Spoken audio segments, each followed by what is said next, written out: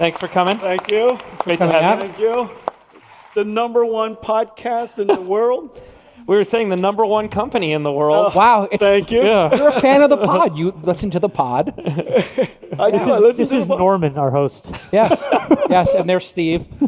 What's the story with the jacket? You got one of those? You have like 6. I have something like 50 or 60 of them. So You really? Yeah, Wow. what is that, Tom Ford? I think so. This one is, I think so. Yeah, it's nice. I like it. Yeah. I tried that on. It was Thank like you. way too much money. Well, you guys are all so fashionable. Yeah, Coming right. from you guys, it actually means something. Yeah. Oh, yeah. Oops. Oh, look at you. Look at you. Hey, we've been talking a lot about opportunity. You've talked. Mine is like a model. He is. Okay, good. I quit. He's I'm definitely good. in his head. He's like, Is Tom Ford your favorite? Who's your favorite? Right now? My favorite is whatever my wife gets me. She dresses you. As right. soon as she gets it for me, it's my favorite. Yes, same with me. Same with smart me. man. That's how you got up Nobody to the wears top. wears a suit better than Jacob. Good God. Yeah. How does that Jacob happen? is a handsome man. Just trying to keep up with you guys. I have 2 questions for you. Take them in whichever order you like. We've been talking a lot about job displacement, opportunity, short-term, long-term. Obviously, you get to see everybody applying the technology because, hey, listen, you've got the best product in town to build on. Therefore, everybody explains to you their hopes, their dreams, so you have a unique way of looking at the playing field. You have complete information that we don't have. What you think about job creation, transfer, displacement, et cetera. And then the second one, I've just always been curious. You got all these important people knocking on your door. You got Zuck, you got E, you got Sam Altman. He seems like he's a little bit of a headache, I'll be honest. But He's great.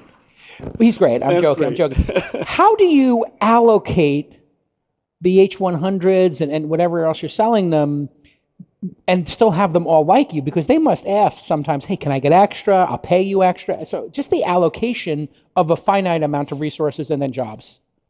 First of all, I wrote off $5 billion worth of hoppers. If anybody would like to have some extras, You got them. just give me a call. Jobs. We use AI across our whole company. Every single software engineer today uses AI, not one left behind. 100% of our chip designers use AI. We are busier than ever. And the reason for that is because we have so many ideas that we want to go pursue. AI makes it possible for us to go pursue those ideas now that we're not doing the mundane stuff. And so I think the first idea is the more productive you are as a company, so long as you have more ideas, you could pursue those ideas. You'll go after those ideas. And I think that AI, in my case, is creating jobs. It causes us to be able to create things that other people customers would like to buy. It drives more growth. It drives more jobs. All that goes together. The other thing that to remember is that AI is the greatest technology equalizer of all time. Okay, explain. Everybody's a programmer now. Yes. You used to have to know C and then C++ and Python. And, in the future, everybody can program a computer, right? Just have to get up. And if you don't know how to program a computer, you don't even know how to program an AI, just go up to the AI and say, how do I program an AI? And the AI explains to you exactly how to program the AI. Even when you're not sure exactly how to ask a question, you say, what's the best way to ask the question? And it'll actually write the question for you. It's incredible. Yeah. And so it's a great equalizer. Everybody is going to be augmented by AI.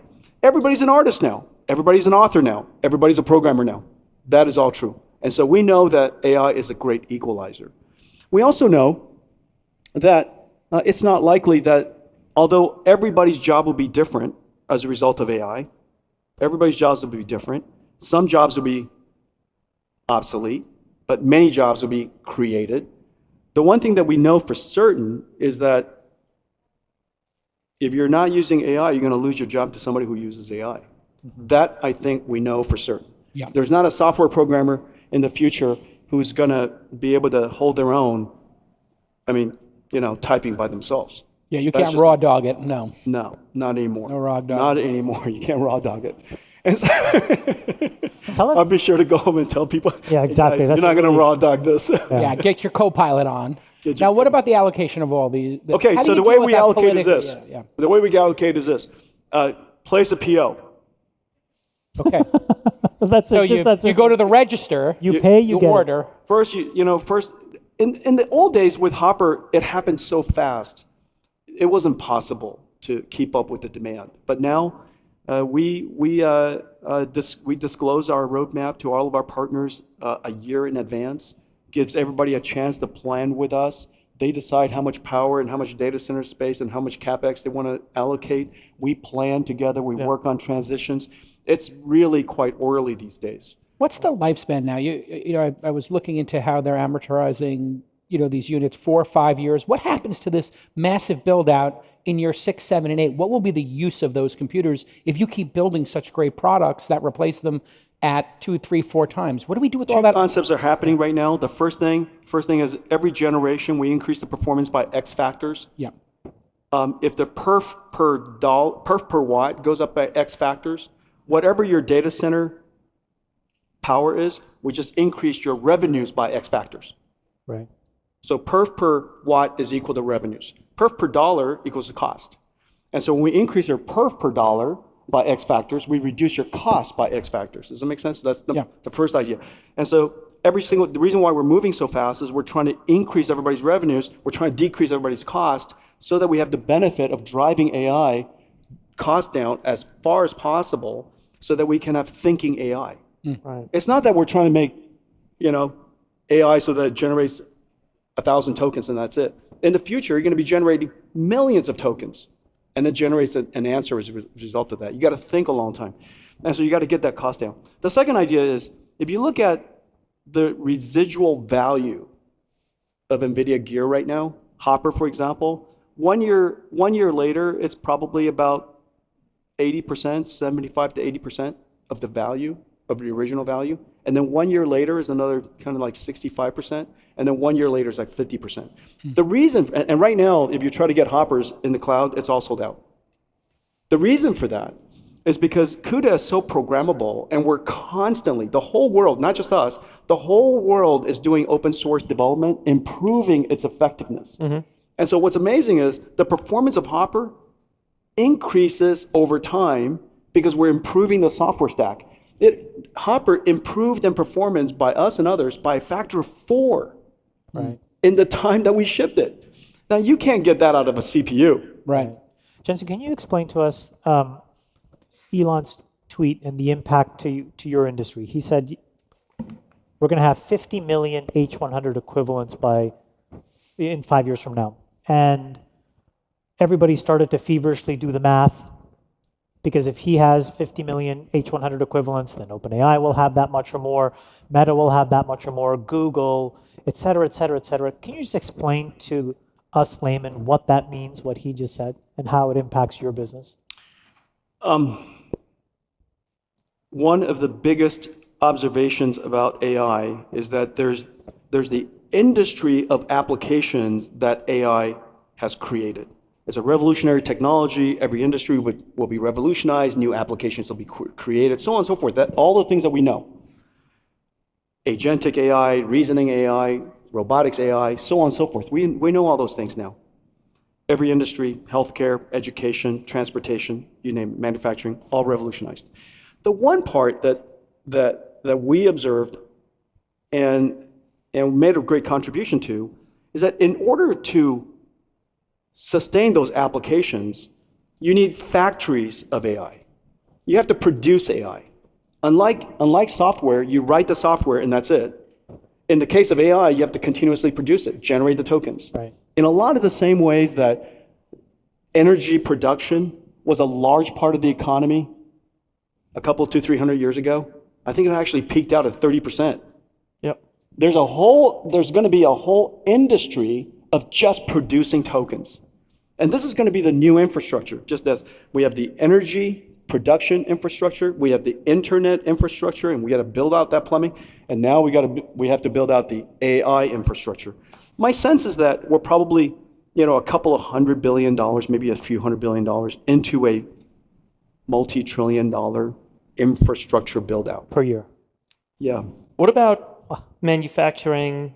And the reason for that is because you want the new infrastructure, which increases revenue, drive your cost down. Right. That's right. What about manufacturing in the U.S.? So where are we? We've seen stories of TSMC in Arizona. We asked this question earlier about how it's going. Is the U.S. equipped? What is it going to take for us to get there, to have onshore fabs? First of all, you guys know you're talking about the United States. I know that there's lots of concerns and everybody's worried about competition and things like that, but we are talking about America here. This is unquestionably the most technology-rich country in the world, and this is the most innovative countries in the world. And the computer industry I have the honor to serve is the single greatest industry our country has ever produced. I think we could acknowledge that. Yep. The level of leadership of the computer industry, the technology industry, is just unimaginable worldwide. And so this is our national treasure. This is one of our country's assets. We have to make sure that we continue to advance it. Onshoring. Next generation manufacturing is going to be insanely technology driven. Robotics technology, AI technology. You're going to have factories that are going to be orchestrated by AI, orchestrating a whole bunch of robots that are AI, building products that are effectively AIs, right? So you're going to have this in layers of inception. And the amount of technology necessary to create that is really insane. I love President Trump's vision, bold vision, of reindustrializing the United States. That entire band of industry that's missing, we outsource too much of it, frankly. We don't need to insource all of it, but we ought to bring onshore the most advanced, the most economy sustaining, driving, national security enhancing parts of the industry. People always degrade down to tennis shoes. We don't have to go there. We just manufacture chips and AI supercomputers. In Arizona and Texas, we will, in the next 4 years, probably produce about $500 billion worth of AI supercomputers. That $500 billion worth of AI supercomputers will probably drive a few $1 trillion worth of AI industry. Right. And so that's only in the next several years. And they're doing great. Arizona's doing great. And so there's a lot of talk about American competitiveness today, and the White House rolled out its AI action plan, and NVIDIA is making very big bets on the United States. And so as a CEO of a global company, what do you see are America's unique advantages that other countries don't have? America's unique advantage that no country possibly have is President Trump. And let me explain why. One, on the first day of his administration, he realized the importance of AI and he realized the importance of energy. For the last, I don't know how many years, energy production was vilified, if you guys remember. Yeah. We can't create new industries without energy. You can't reshore manufacturing without energy. You can't sustain a brand new industry like artificial intelligence without energy. If we decide as a country the only thing we want is IP, to be an IP only, a services only country, then we don't need much energy. But if we want to produce things, something as vital as artificial intelligence, then we need energy. And so I'm just delighted to see to accelerate AI innovation, to accelerate the growth of energy so that we can sustain this new industry and go after the new industrial revolution. Big deal. Can you talk about physical AI versus data center AI? We talked a little bit about this today. Is there a threshold where you see physical AI accelerating and ultimately the deployment of chips outpaces the deployment of chips in data centers? Is that where the world evolves to, or what do you think Everything in the world, construction of the world looks like? yeah, excellent. Everything in the world that moves will be autonomous someday. And that someday is probably around the corner. So everything that moves. We already know that your lawnmower is going to, who's going to be pushing a lawnmower around? That's craziness. Unless you want to. I mean, it's, And so I think everything that moves will be autonomous. And every machine, every company that builds machines will have two factories. There's the machine factory, for example, cars, and then there's the AI factory to create the AI for the cars. And so maybe you're a machine factory to build human robots. You need an AI factory to build a brain for the human robot. Right. And so every company in the future, in fact, the future of industry is really two factories. Yeah. Tesla already has two factories, right? Elon has a giant AI factory. He was very early in recognizing that he needs to have an AI factory to sustain the cars that he has. Now he's got AIs in the car, but in the future, instead of I imagine that in the future, instead of a whole lot of people remotely monitoring air traffic control, it'll be a giant AI that's doing the remote control. And then only in the case of the giant AI can handle it with a person come in to intercept. And so I think you see that these industries in the future, every industrial company will be an AI company, or you're not going to be an industrial company. There was a couple of moments throughout the course of this year where people almost threw in the towel and said, "Oh, we lost to China," right? There was the DeepSeek moment. Then maybe last week, there was this Kimi model moment. But then it kind of fizzled out. Can you just explain to us how big of a threat they really are in terms of getting to supremacy, getting there first, to whether it's AGI or superintelligence? Yeah, excellent question. The Chinese AI labs are the world's leading open model companies. They offer the most advanced open models. Open source is fantastic. If not for open source, we know startups won't exist. And to the extent that we believe that the future industry is going to be today's startups, they're going to need open source models. And DeepSeek, when it came out, it was a great win for the United States. It was an incredible win. What people didn't, and two reasons. First, imagine if DeepSeek came out and it only ran on Huawei. I just want us to pretend. Use that thought experiment. Totally. Right? You got two parallel universes. No, Exactly. Could you imagine if QN came out and it only worked on non-American tech stack? Yeah. Could you imagine if Kimi came out and it only worked on non-American tech stack? And these are the top 3 open models in the world today. It is downloaded hundreds of millions of times. So the fact of the matter is, American tech stack, all over the world, being the world's standard, is vital to the future of winning the AI race. You can't do it any other way. We've got to be, as you know, any computing platform wins because of developers. Yeah. And half of the world's developers are in China. So speaking of developers, I'm sorry. No, please go ahead. The second thing, and it's really a big deal. When DeepSeek came out, we were thrilled for the second reason, which is we now have a super efficient reasoning model. And the reason for that is because the old models are one shot. You give it a question, everything was memorized. The pre-training is basically memorization and generalization, 2 concepts. Post-training is teaching you how to think. And so now with DeepSeek R1, Kimi K2, Q13, you now have reasoning models that help you think. And so the reason why I was so excited is if each pass of a thought is energy efficient, then you can think for a long time. Right. Yeah. The last question from me is that we see this capital being applied to human capital in a way that we never thought was possible. It used to be NBA players signing $300 million contracts. Now it's model researchers. And then there was a post this weekend that said that there was a person that was offered $1 billion over 4 years by Meta. Now, if that's happening at this layer, why hasn't it happened at your layer? Because you are the enabler of all of that. And how do you think all of this human capital is going to actually play out? First of all, I've created more billionaires on my management team than any CEO in the world. They're doing just fine. Okay, and so, and they're doing. Don't feel sad for anybody at my layer. Yeah, everybody's doing okay. Yeah, my layer is doing just fine. But the big idea though is that you're highlighting is that the impact of 150 or so AI researchers can probably create, with enough funding behind them, create an open AI. It's not a 150 people. Yeah, well, DeepSeek's 150 people. Right. Moonshot's 150 people. Right.